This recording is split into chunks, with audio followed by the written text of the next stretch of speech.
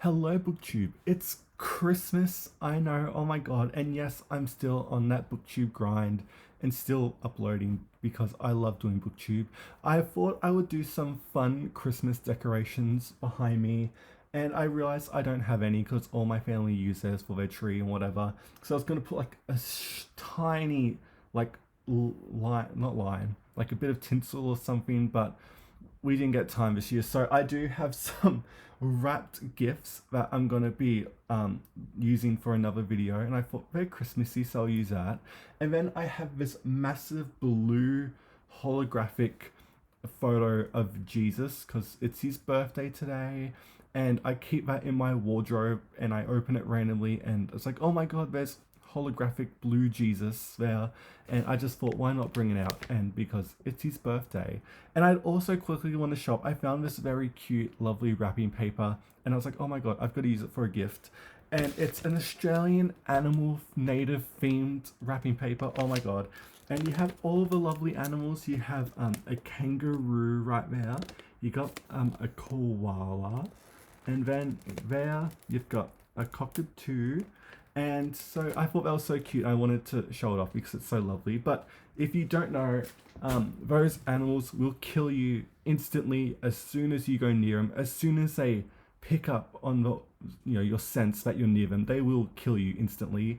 But I just thought that was so pretty to show. But anyway, let's do a tag because it's Christmas. This is the cozy Christmas book tag. This was created a few years ago by Call Me After the Coffee, and it's a very lovely Christmas tag I've been seeing going around, so I thought I'm going to do it on Christmas Day. So question 1, Twinkling Lights. What is the most beautiful book you own? And you thought I would say Heya or something like that, but it's actually not. The one that instantly came to mind is that I have a Globe illustrated Shakespeare. It's a bit heavy, it's leather, and it's massive, and it's illustrated too. If I show you, I can open it to find a scene. So just like this here, it's very big, it's very massive, and I do read from it sometimes, although I don't really want to take notes in it, but sometimes I just open it and maybe read like A Winter's Tale or Measure for Measure or something like that from it. But that is, I think, the most beautiful book I own. And so question number 2 is the perfect tree. Will you pay more to get the prettiest edition of a book? I personally wouldn't. The only time I would like update or like get a new edition of a book is that if that I saw like a hardcover. If I had the paperback of a book and I saw the hardcover at like an op shop, I would do the investment there and swap it out or whatever. But normally I just stick to what I have. But again, if I see a hardcover, I will swap it out. And so that's in terms of like editions I find prettier. I don't really do that, but that's the only time I really do. And so number 3, build a snowman. Make a Christmas book stack, color or theme, and so you're gonna make a stack of books. And I went all out.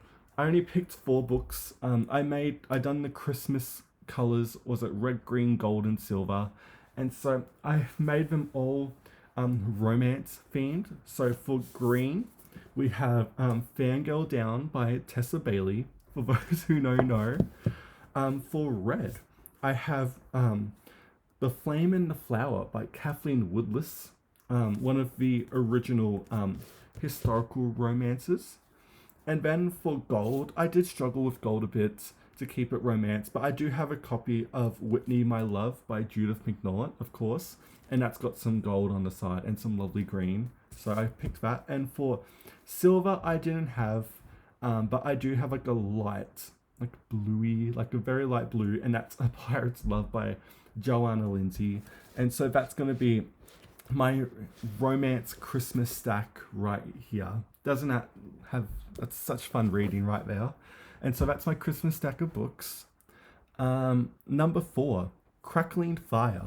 What book makes you feel warm and cozy? I don't know. I would, you're going to expect what I'm going to say. Of course, I'm going to say Georgia Heyer, but I will also say Nora Roberts as well. I love reading them. They're so cozy and just very nostalgic for me because I've been reading them for so long. But yeah, those are the ones I would say make me feel warm and cozy. Five, knee high socks. What is the longest book you've read? I've done some big classics in my time. I've done Les Mis. I'm tempted to join in Katie at Books and Things, read Event of Les Mis because I haven't read it in years. The Brothers Karamazov I've done. I've done The Count.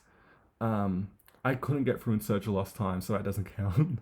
I would say I did do Robert Alter's free big volume translation of the Hebrew Bible, and that was insanely long. I haven't done Clarissa yet, so when I do that, I will probably put that on this list. I've done Ulysses too. I can't even remember to be honest. I'll have to look around.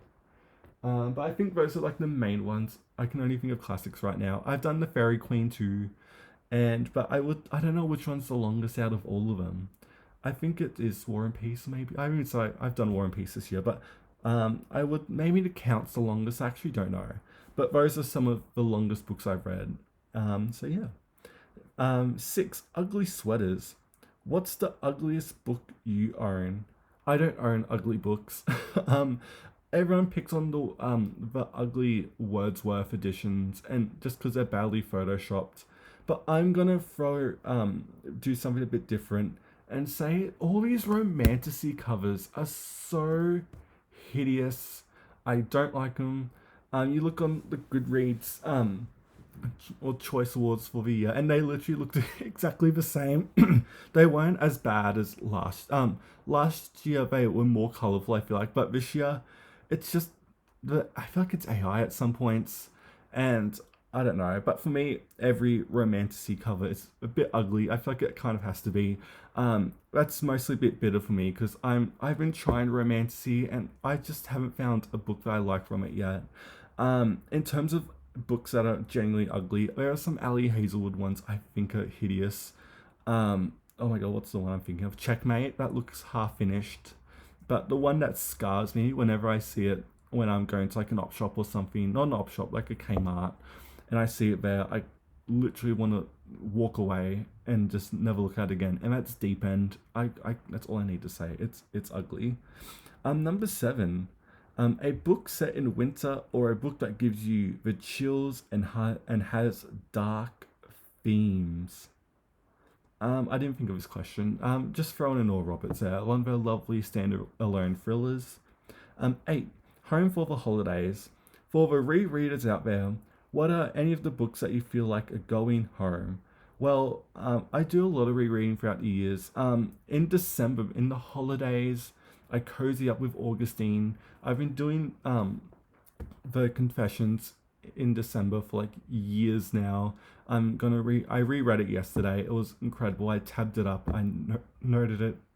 It was so beautiful, and I hope the day after Boxing Day I'm gonna start City of God, and hopefully I'll get that done by the end of the year.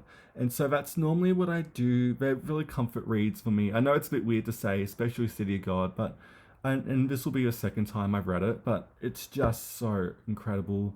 And yeah, but the Confessions for me it's a really sentimental book. I always read Tyndale on the side as well, or it's just yeah, it's very nostalgic for me, the Confessions. Even though I think I do prefer City of God a bit more. And so that's the major questions. Number 9, tag others. I know I'm doing this on Christmas Day. Well, actually, for everyone else, it's going to come out on Boxing Day. So if you want to be a bit chaotic, do this tag on Christmas Day. It was really fun and it made me think a lot. But yeah, that was the cozy Christmas tag. And have a lovely Christmas. Thank you so much for watching BookTube, and I'll see you next time.